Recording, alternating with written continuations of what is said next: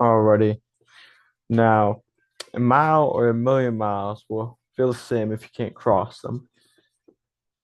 Now, when all of COVID was going on and we couldn't go outside and we couldn't travel, unfortunately, I actually lost my grandmother. And my family's from Ireland. And so, unfortunately, at this time, I wasn't able to go see the funeral. Now, I was able to be able to see videos, and my dad did manage to go later on, but at the time, like we weren't able to go, and so that was something that uh was really rough, and we couldn't fully like express our grief because we weren't able to go all the way. So for my project, we did a billion grade. Well, I did a billion grades. And so it's a very interesting company. And so what it does, if it's focused on providing information and pictures of the graves of not just recently deceased, but any grave, like in a grave site. So I saw a lot of like super old graves. I saw some that had kind of fallen apart, and I still photograph those, and so there's still a piece of history in those photos. So if people knows what they're looking for, they're able to go back and see them. And another thing they do is they electronically transcribe these photos. So all the data from the photos will be made available, and you can search it up on their database, and you can actually request a specific grave. Although since it's volunteers, it might take a while, and they do have like memberships and stuff, but for this organization, I decided to do both roles. I decided to do the transcribing and the actual taking pictures. So I could understand both sides. And why I picked this? Well, originally I was going to do a food bank, but unfortunately, as I've become a swim instructor, I realized it will get you frequently sick. And when I wanted to do my project, unfortunately, I was sick. So I was like, I don't want to pass along anything, especially like in a food bank to people that are in need. So I was like, instead, I'm gonna move on, and I decided to rebound. I decided to do billion grace, not only because after looking at it, I was like, this is something that personally touches me, but also because it was one of those volunteer opportunities that allowed you to still help the community, but I didn't have to get face to face with anybody unless I was in a conversation, and I made sure to keep a respectful distance back just in case. And yeah, as I said, it was something I lost my grandma and I lost my grandfather. But my grandfather was not for like at this time, but at the same time, we weren't able to travel directly to his funeral at the time, although I was able to visit his gravesite on my trip over the summer. So that was nice. But my grandma's was during COVID. So we were not able to go recently or uh but hopefully we're going this year. So I'll be able to see that.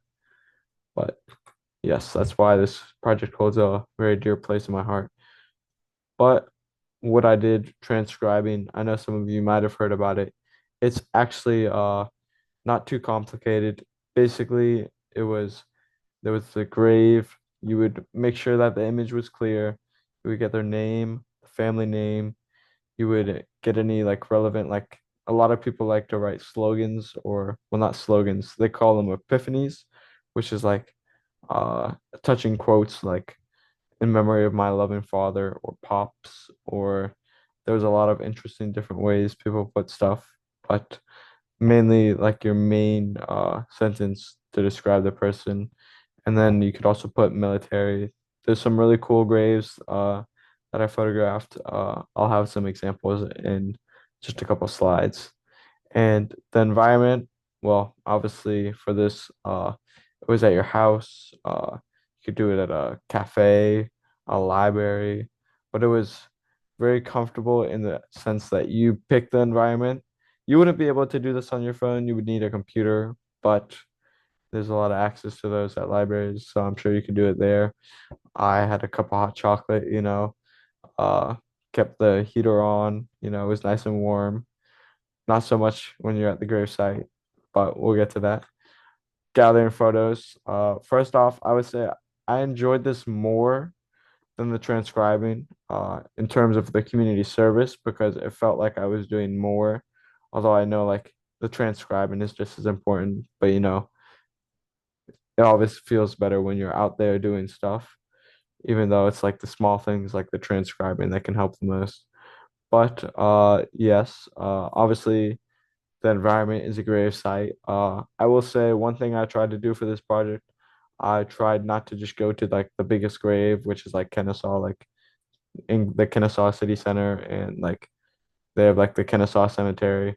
I tried to go to smaller graves as I felt like those wouldn't receive as much like care. I went to like Mount Zion's, like they have one tucked away in the back past the fence, which I'm not sure if I was supposed to like get permission, but it said it was open and the grave was open, so nobody was there. It was 30 degrees, so it was quite cold. But yes, I tried to go to smaller graves. I ended up actually walking through the woods, got stuck in some thorns because apparently there was a path to a grave site. Never managed to find it. So it's really, you can go a little off the beaten path to find the smaller, less traveled graves, but you can simply go to like the big city center ones or Kennesaw City one, which was one that I did end up going to after visiting two others. Uh, I'll say depending on what time you go, you can encounter a lot of people, know people. I would recommend doing it during the daylight, obviously, because it's kind of hard to take pictures at night unless you have flash. Even then, I wouldn't recommend it as most grave sites probably wouldn't like that. And for this one, I would say it was a lot more reflective instead of transcribing. That's not as like you will reflect while you transcribe, but when you're there in person, it definitely feels different. The touching things that you see feel a lot different. I'll show you some examples of some stuff that I thought was really interesting, really cool, really touching, and some that I saw that was pretty sad. So, some examples. One of the interesting ones I saw was I saw a lot of graves where like people chose to not have like their name displayed. They liked X's, symbols. I saw one that said unknown, which I thought was a little sad because like I wasn't sure if it was on purpose. Probably not because it was unknown, as demonstrated in this left photo. That person preferred an X, and they had a tree growing out by their grave, which I'm also pretty sure was intentional. Some stuff that I thought was pretty thoughtful. I saw a lot of people have benches next to their graves so they could take a moment, think, sit there instead of like standing and really take that moment. Uh, this was probably the most touching thing, the one in the middle. Uh, it says Karen M. Addock.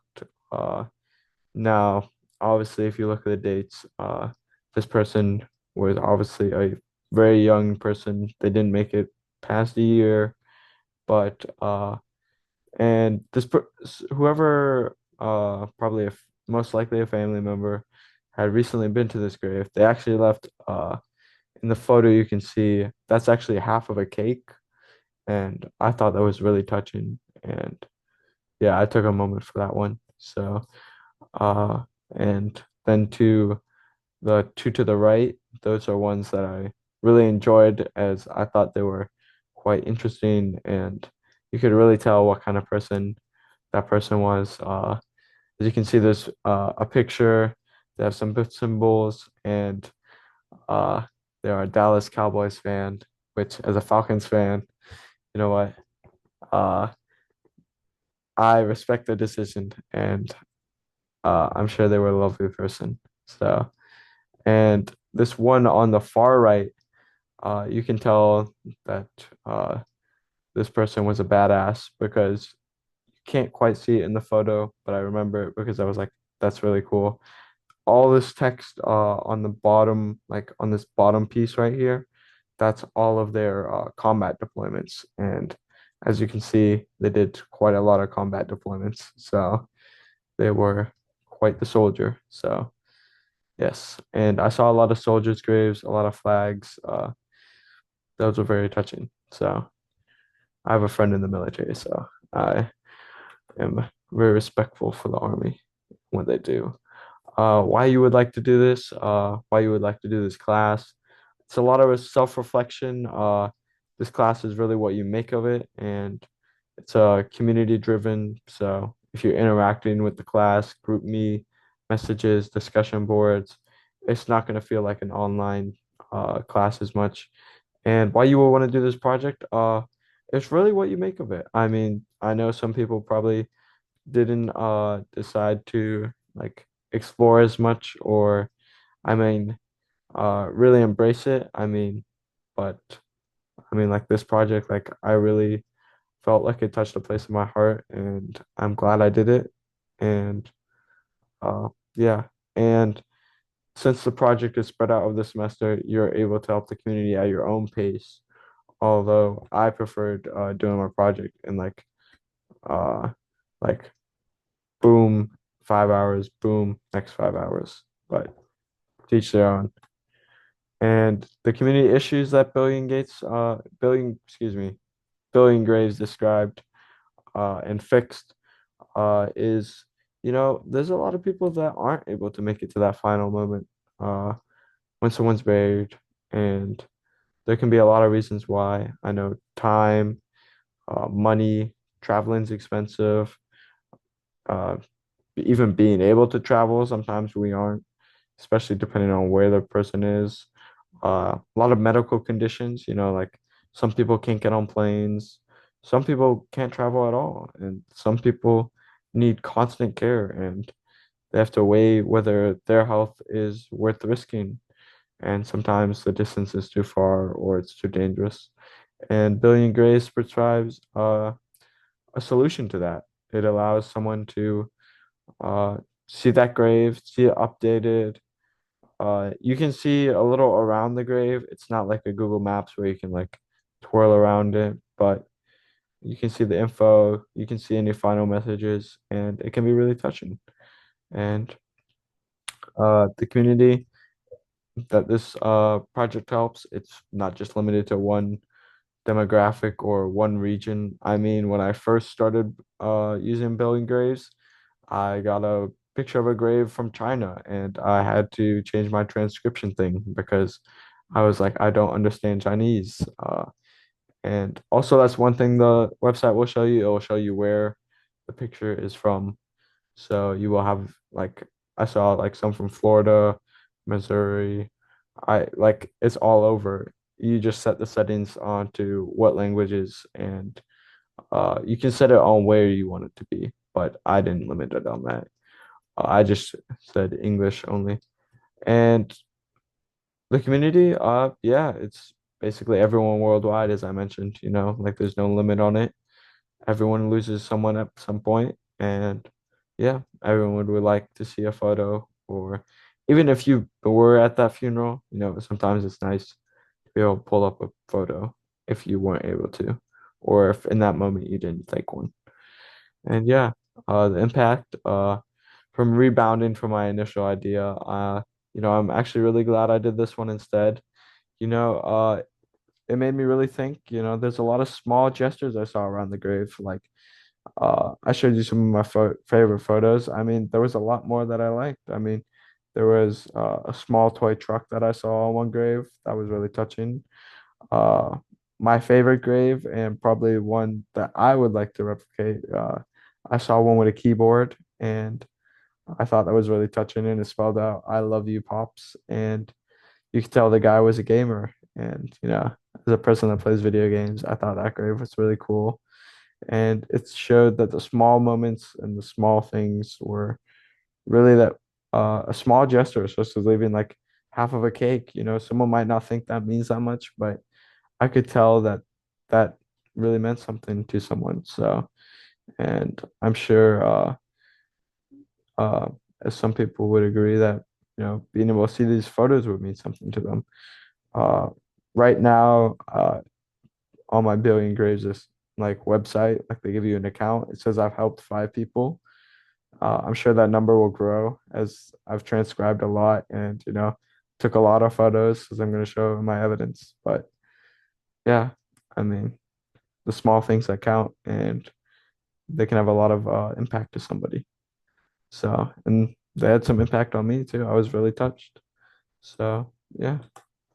And that is my experience with Billion Graves. So, thank you for listening. And yes.